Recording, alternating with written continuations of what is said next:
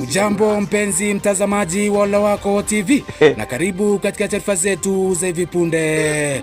Msomaji ni Gavana Bouncing Baby Boy aka Mohamed Muti. Kwanza tuanze na vindokezo. Mbogi na rende ya nyuki kutoka Nanyuki imeandamana ikiwa imebeba asali na mizinga na kuelekea mahakama kuu ya Ndogo Kundu nchini Kundu Ndogo kushtaki masimps wanaopania na kupeleka maua ya Valentine siku ya kiyama almaarufu Valentine na kuchomvya asali iliyo katikati ya mnara wa Babeli kutumia mguu wa tatu almaarufu Mjulus Mwacheche.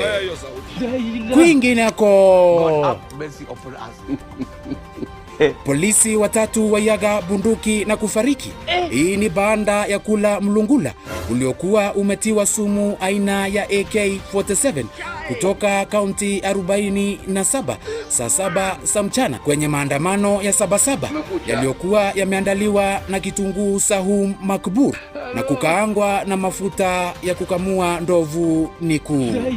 Kimataifa, mama yangu, Rais wa Uganda nchini Migingo Bob Kichwangumu amenunua mashine ya kutengeneza handi za uongo na kumkabidhi ndugu yake Geoffrey Musiria Kasongo anayewania kiti cha ubakne katika uchaguzi wa mwaka wa Ushebedu kaunti ya Nairobi. Michezoni, klabu ya Mama Esther United inasherekea sabuni ya ushindi. Hii ni baada ya mchezaji wa klabu hiyo Mathias Kunya kuoga na kurundi soko, huku winga wa Arsenali Nuru Okanga akifunga bao lake la mwisho msimu huu na kuweka klabu hiyo ya Arsenali katika kilele cha mti wa uzima. Mwisho wa taarifa zetu.